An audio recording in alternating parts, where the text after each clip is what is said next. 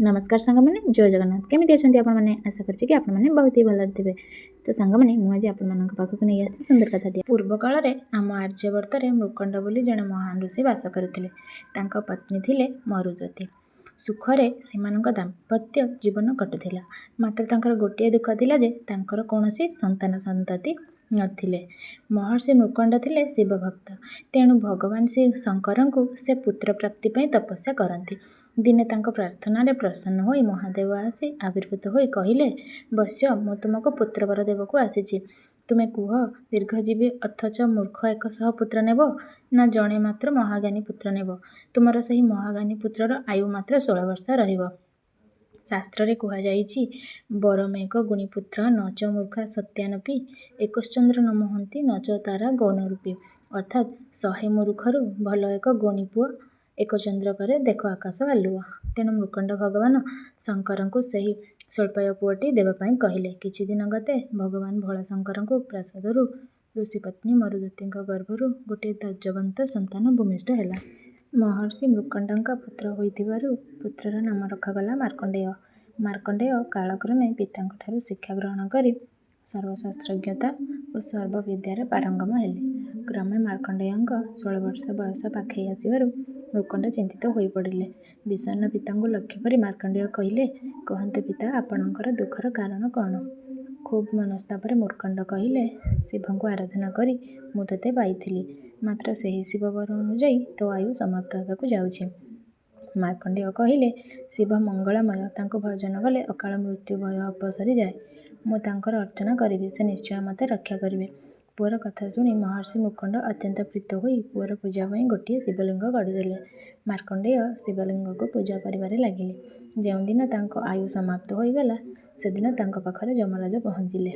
कहिले, तुमर आयु समाप्त हो जाइछि, तुमको मो सहित संजीवनीपुर को जीवाकू हेबो, जेउठिकी समस्त प्राणी माने जाइथांती।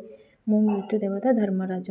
मार्कंडेय यम को भय न करी पूजा करुथिबा शिवं को लिंग को जाबुड़ी धरिले। यम विरक्त होई तांकर दंडटी को पकाई मार्कंडेय को आकर्षण करने को शिवलिंग मध्यरु महादेव आविर्भूत होई यमराज को पदाघात कले एवं से स्थान छाड़ी चली जावाकू कहिले। मार्कंडेय शिवों परे कठोर तपस्या करी कल्पजीवी रहिबा पर प्राप्त हेले। एकदा एक कल्प अल्पे प्रलय उपस्थित हैला। समग्र संसार प्रलय जल विलीन होगाकू लगिला। समस्त संसार प्रलय बारी मध्य बुड़ी रही थाए। मात्र कल्पजीवी मार्कंडेय मुनि प्रलय बारी रे भासी बुलुथांती। केउठी हेले आश्रय न पाई से दक्षिण दिग को भासी जाई एक स्थान रे एक बटवृक्ष को देखिले। प्रलय बारी रे सबकिछि निमज्जित हो जाइथिला बेले सेही बटवृक्षटी अक्षत अवस्था विद्यमान थिला। क्लांत शांत महर्षि मार्कंडेय खूब आश्चर्य हेले एवं सेही बटवृक्षरे आश्रय नेबा निमंते पाखकू आसी एक अद्भुत दृश्य देखि चकित होइगले। से देखिले सेही बटवृक्षर एक पत्र उपर एक बालक शयन करिछि। बालकर देहरु दिव्य ज्योति बाहरुछि। तार मुख चतुर्दिग को विस्तारित हो रही। प्रलय विपदरे त्रस्त मुनि मार्कंडेय आश्रय निमंते से बालकर मुख्य गहर प्रवेश करी तांको गर्भ मध्य पहुँची देखिले समस्त विश्व ब्रह्मांड ता उदर पूरी रही। से ताहा मध्य भ्रमी भ्रमी कौन आदि अंत बाहिले नहीं। जगन्नाथ पुराण अनुसार से उदर अटई अतिजे विस्तार कलिन हो आदि अंत नाही तार। चारिआडे भ्रमी मुनि आश्चर्य होइले। से उदर मध्य किछि अंत न पाइले। क्षुद्र बालकर अनंत गर्भरे थलकूल न पाई से बाहर को बाहरी आसी सेही बालक को स्तुति करिले।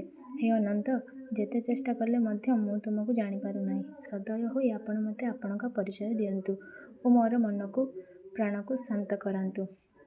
मार्कंडेय मुनि कातर प्रार्थना शुणी बटपत्र साई बालक कहले, मु हेउछि पुरुषोत्तम जगन्नाथ। एही क्षेत्र हेउछि श्री पुरुषोत्तम क्षेत्र नीलाचल धाम। वर्तमान मु बाल मुकुंद रूपरे बटपत्र उपरे शयन करुछि। एही बटवृक्ष कल्पवट। प्रलय काल समस्त वस्तु ध्वंस हेले मध्य यह अक्षय रहे। ए क्षेत्र मोर नित्य लीलास्थल होइथिबारु एहाकु मु केबे परित्याग करे नाही। प्रलय जल मध्य समस्त वस्तु विलीन होइछि। तेणु एही अक्षय बटर पत्रे मु शयन करुछि। पुनः सृष्टि संरचना हेले मु जाई मोर सिंहासन विजय करिबि। मार्कंडेय बालक मुकुंद ठारू से क्षेत्र में महात्मा श्रवण करी कहले, हे प्रभु, मुही परम पावन क्षेत्र में रहिबाकू इच्छा करिछि। दयाकरी मते आपण एही अनुग्रह करंतु। महाप्रभु कहले, हे मार्कंडेय, तुमर इच्छा मु अवश्य पूर्ण करिबि। प्रलय शेषर सृष्टि रचना हेले तुम निमंते एही क्षेत्र में एक वासस्थान रहिब। ସେହି ସ୍ଥାନରେ ତୁମେ ବାସ କରି ମୋର ଦ୍ୱିତୀୟ ତନୁ ମୃତ୍ୟୁଞ୍ଜୟ ଶଙ୍କରଙ୍କୁ ପୂଜା ଆରାଧନା କରି ମୃତ୍ୟୁଞ୍ଜୟ ହୋଇ ମୋର ଭକ୍ତ ବୋଲାଇବ। ପ୍ରଳୟ ପରେ ସୃଷ୍ଟି ରଚନା ହେଲା। ମହାପ୍ରଭୁ ମୁନି ମାର୍କଣ୍ଡେୟଙ୍କୁ ଦେଇଥିବା ପ୍ରତିଶ୍ରୁତି ଅନୁଯାୟୀ ଅକ୍ଷୟ ବଟର ବାୟୁ କୋଣରେ ଚକ୍ରାଘାତ କରି ଗୋଟିଏ ଗର୍ତ୍ତ ସୃଷ୍ଟି କଲେ ଓ ସେହି ଗର୍ତ୍ତ ପାର୍ଶ୍ୱରେ ମହର୍ଷି ମାର୍କଣ୍ଡେୟଙ୍କ ପାଇଁ ବାସସ୍ଥାନ ନିରୂପଣ କଲେ। ସେହିଠାରେ ରହି ମାର୍କଣ୍ଡେୟ ଶିବଙ୍କୁ ଆରାଧନା କରି ମୃତ୍ୟୁଞ୍ଜୟୀ ହେଲେ। ଶ୍ରୀକ୍ଷେତ୍ରରେ ସେ ବିଷ୍ଣୁଙ୍କୁ ଚକ୍ରାଘାତରୁ ସୃଷ୍ଟି ସେହି ଗର୍ତ୍ତ ମାର୍କଣ୍ଡେୟ ପୁଷ୍କରିଣୀ ନାମରେ ବିଦ୍ୟମାନ ଅଛି ଓ ମହର୍ଷି ମାର୍କଣ୍ଡେୟଙ୍କ ସ୍ଥାପିତ ଶିବଲିଙ୍ଗ ଶ୍ରୀ ମାର୍କଣ୍ଡେଶ୍ୱର ନାମରେ ବିଶ୍ୱାସ କରାଯାଏ। ଏହି ମାର୍କଣ୍ଡେଶ୍ୱର ପୁଷ୍କରିଣୀରେ ସ୍ନାନ କରି ପ୍ରଭୁ ମାର୍କଣ୍ଡେଶ୍ୱରଙ୍କୁ ଦର୍ଶନ କଲେ ଅଶ୍ୱମେଧ ଯଜ୍ଞର ଫଳପ୍ରାପ୍ତି ହୋଇଥାଏ। ଯଦି ଆଜିର ଭିଡ଼ିଓଟି ଆପଣଙ୍କୁ ଭଲ ଲାଗେ ଲାଇକ୍ ସେୟାର ସବସ୍କ୍ରାଇବ୍